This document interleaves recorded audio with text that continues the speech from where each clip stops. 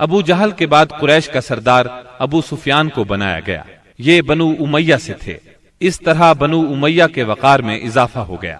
جمادی الاولی 3 ہجری میں قریش نے اپنا ایک قافلہ عراق کے راستے ملک شام بھیجا۔ یہ راستہ نجد سے ہو کر شام جاتا تھا اور مدینے کے قریب سے نہیں گزرتا تھا۔ اس قافلے کی قیادت صفوان بن امیہ کر رہا تھا۔ رسول اللہ صلی اللہ علیہ وسلم کو اس کا علم ہو گیا۔ آپ نے سیدنا زید بن حارثہ رضی اللہ عنہ کی کمان میں 200 سواروں کا ایک دستہ بھیج دیا۔ قریش کا قافلہ نجد میں قردہ نامی ایک چشمے پر پڑاؤ ڈال رہا تھا کہ سیدنا زید رضی اللہ عنہ نے اس پر حملہ کر دیا۔ نتیجہ یہ ہوا کہ پورا قافلہ ان کے قبضے میں آ گیا۔ البتہ اس میں جتنے آدمی تھے سب نکل بھاگے۔ صرف قافلے کا رہنما فرات بن حیان گرفتار ہو سکا۔ اس نے اسلام قبول کر لیا۔ مال غنیمت کی مقدار 1,00,000 درہم تھی اور غزوہ بدر کے بعد قریش کے لیے یہ سب سے زیادہ تکلیف دہ مار تھی۔ غزوہ بدر کے بعد غزوات کے سلسلے میں تیزی آ گئی۔ 3 ہجری میں غزوہ بحران، غزوہ غطفان، غزوہ حمیر الاسد اور غزوہ احد اس سال کامیابی سے لڑے گئے۔ البتہ غزوہ احد واحد غزوہ ہے جس میں مسلمانوں کو بہت تکلیف دہ صورتحال کا سامنا کرنا پڑا۔ اپنی ایک غلطی کی وجہ سے وقتی طور پر شکست کا منہ دیکھنا پڑا۔ بدر میں ذلت آمیز شکست اور قریش کے بڑے بڑے سرداروں کے قتل کے بعد مکہ معظمہ کے ہر گھر میں کوہرام مچ گیا۔ اب قریش کے سردار ابو سفیان تھے۔ ان کی یہ ذمہ داری تھی کہ وہ غزوہ بدر کے مقتولین کا انتقام لیں۔ چنانچہ مشرکین نے بدر سے واپسی پر منت مانی کہ وہ جب تک مسلمانوں سے بدر کا انتقام نہیں لیں گے غسل جنابت نہیں کریں گے۔ ایک روز ابو جہل کا بیٹا اکرمہ مقتولین کے رشتہ داروں کو ساتھ لے کر ابو سفیان کے پاس گیا اور کہا، محمد نے ہماری قوم کو فنا کر دیا ہے۔ اب ہم نے تہیہ کر لیا ہے کہ مسلمانوں کا نام صفحہ ہستی سے حرف غلط کی طرح مٹا کر دم لیں گے۔ اس طرح قریش کے شعلہ فشاں شاعروں نے انتقام کی آگ کو خوب ہوا دی۔ اس طرح سارا عرب گویا آتش فشاں بن گیا۔ ادھر مسلمان بھی یہ بات اچھی طرح جانتے تھے کہ قریش مکہ اپنے 70 سرداروں کا انتقام ضرور لیں گے۔ چنانچہ مسلمان کفار مکہ کی سرگرمیوں سے باخبر رہنے کی پوری کوشش کر رہے تھے۔ شوال 3 ہجری میں رسول اللہ صلی اللہ علیہ وسلم کو اطلاع ملی کہ قریش کا لشکر مدینہ منورہ کی طرف بڑھ رہا ہے اور اس کی تعداد 3000 ہے۔ اس پر آپ نے صحابہ کرام رضی اللہ عنہم سے مشورہ کیا۔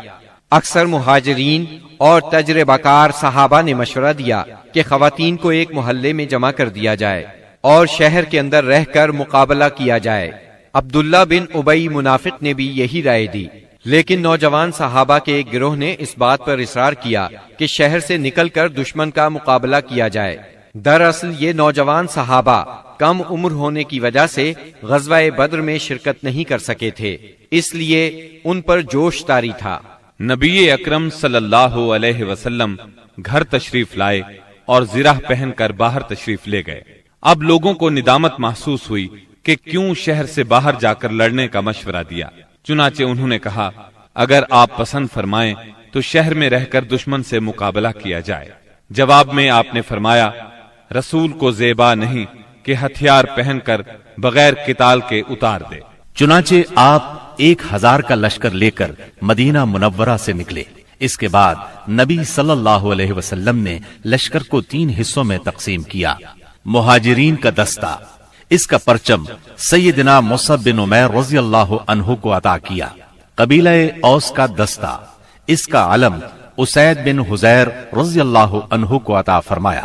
تیسرا قبیلہ خزرج کا دستہ، اس کا علم حباب بن منذر رضی اللہ عنہ کو عطا فرمایا۔ پورا لشکر 1000 مردان جنگی پر مشتمل تھا، جن میں 100 زرہ پوش اور 50 شاہ سوار تھے۔ سیدنا ابن ام مکتوم رضی اللہ عنہ کو اس کام پر مقرر فرمایا کہ وہ مدینے کے اندر رہ جانے والے لوگوں کو نماز پڑھائیں گے۔ اس کے بعد کوچ کا اعلان فرمایا اور لشکر نے شمال کا رخ کیا۔ سیدنا سعد بن معاذ اور سعد بن عبادہ رضی اللہ عنہما زرہ پہنے نبی صلی اللہ علیہ وسلم کے آگے آگے چل رہے تھے۔ رات احد اور مدینے کے درمیان بسر کی طلوع فجر سے کچھ پہلے آپ پھر چل پڑے اور مقام شوط پہنچ کر نماز فجر ادا کی۔ اسی جگہ سے عبداللہ بن ابی منافق اپنے 300 ساتھیوں کے ساتھ الگ ہو گیا۔ اس نے یہ کہتے ہوئے مدینہ منورہ کا رخ کیا، آپ نے ہماری رائے کو کوئی اہمیت نہیں دی، اس لیے ہم واپس جاتے ہیں۔ اس بغاوت اور واپسی کے بعد رسول اللہ صلی اللہ علیہ وسلم نے باقی ماندہ لشکر کو لے کر، جس کی تعداد 700 تھی، دشمن کی طرف قدم بڑھایا۔ دشمن کا پڑاؤ آپ کے اور احد کے درمیان کئی سمت سے حائل تھا، اس لیے آپ نے دریافت کیا کہ کوئی آدمی ہے جو ہمیں دشمن کے پاس سے گزرے بغیر کسی قریبی راستے سے لے چلے۔ اس کے جواب میں ابو خیثمہ رضی اللہ عنہ نے عرض کیا، یا رسول اللہ، میں اس خدمت کے لیے حاضر ہوں۔ پھر انہوں نے ایک مختصر راستہ اختیار کیا۔ وہاں پہنچ کر نبی کریم صلی اللہ علیہ وسلم نے آگے بڑھ کر وادی کے آخری سرے پر واقع احد پہاڑ کی گھاٹی میں نزول فرمایا اور وہیں اپنے لشکر کا کیمپ لگوایا۔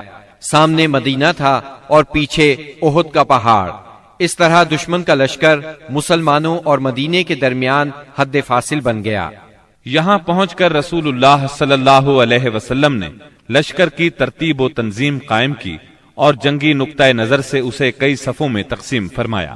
ان کی کمان سیدنا عبداللہ بن جبیر بن نعمان رضی اللہ عنہ کے سپرد کی اور انہیں وادی کنات کے جنوبی کنارے پر واقع ایک چھوٹی سی پہاڑی پر، جو اسلامی لشکر کے کیمپ سے کوئی 150 میٹر جنوب مشرق میں واقع ہے اور اب جبل رومات کے نام سے مشہور ہے، تعینات فرمایا اور انہیں ہدایات دیتے ہوئے فرمایا، اگر تم لوگ دیکھو کہ ہمیں پرندے اچک رہے ہیں تو بھی اپنی جگہ نہ چھوڑنا یہاں تک کہ میں بلا بھیجوں، اور اگر تم دیکھو کہ ہم نے قوم کو شکست دی ہے اور انہیں کچل دیا ہے تو بھی اپنی جگہ نہ چھوڑنا یہاں تک کہ میں بلا بھیجوں۔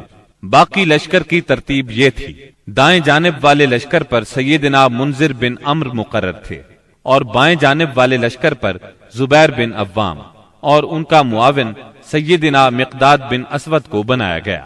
سیدنا زبیر کو یہ مہم بھی سونپی گئی کہ وہ خالد بن ولید کے شاہ سواروں کی راہ روکے رکھیں۔ اس ترتیب کے علاوہ صف کے اگلے حصے میں ایسے ممتاز اور منتخب بہادر مسلمان رکھے گئے جن کی جاں بازی و دلیری کا شہرہ تھا اور جنہیں ہزاروں کے برابر مانا جاتا تھا۔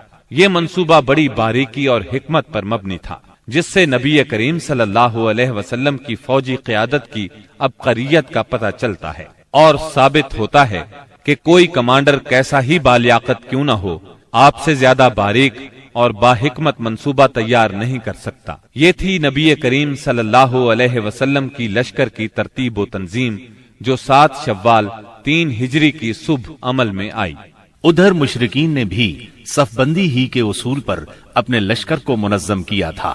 ان کا سپہ سالار ابو سفیان تھا، جس نے قلب لشکر میں اپنا مرکز بنایا تھا۔ دائیں جانب خالد بن ولید سالار تھے جو ابھی مشرک تھے، اور بائیں جانب کا سالار اکرمہ بن ابو جہل تھا۔ پیدل فوج کی کمان صفوان بن امیہ کے پاس تھی اور تیر اندازوں پر عبداللہ بن ربیہ مقرر ہوئے۔ جھنڈا بنو عبد الدار کی ایک چھوٹی سی جماعت کے ہاتھ میں تھا۔ اس کے بعد دونوں فریق آمنے سامنے اور قریب آ گئے اور لڑائی کا مرحلہ شروع ہو گیا۔ جنگ کے پہلے مرحلے کی ابتدا مشرکین کے علمبردار طلحہ بن ابی طلحہ سے ہوئی۔ اس نے مسلمانوں کو للکارا۔ اس کی للکار سن کر سیدنا زبیر رضی اللہ عنہ فوراً صف سے نکل کر آگے آئے، اس کے مقابل ہوئے، بڑھ کر ایک بھرپور وار کیا۔ طلحہ فوراً ہی جہنم رسید ہو گیا۔ طلحہ کے گرتے ہی جھنڈا اس کے بھائی عثمان نے اٹھا لیا اور مسلمانوں کو مقابلے کے لیے پکارا۔ اب سیدنا حمزہ رضی اللہ عنہ آگے بڑھے اور عثمان کے کندھے پر اس زور سے تلوار ماری کہ کمر تک اتر گئی۔ اس طرح قریش کے 12 علمبردار یکے بعد دیگرے قتل ہوئے۔ پھر عام لڑائی شروع ہوئی۔ گھمسان کی جنگ چھڑ گئی۔ اس میں مسلمانوں کا پلہ بھاری رہا۔ مشرکین شکست کھا کر بھاگ نکلے۔ انہیں جوش دلانے والی عورتیں بھی بھاگ کھڑی ہوئیں۔ مسلمانوں نے مشرکین کو گھیر لیا، انہیں مارنے لگے، ساتھ ساتھ مال غنیمت لوٹنے لگے۔ ایسے میں درے پر موجود 50 تیر اندازوں سے وہ غلطی ہو گئی جس نے لڑائی کا پانسا پلٹ دیا۔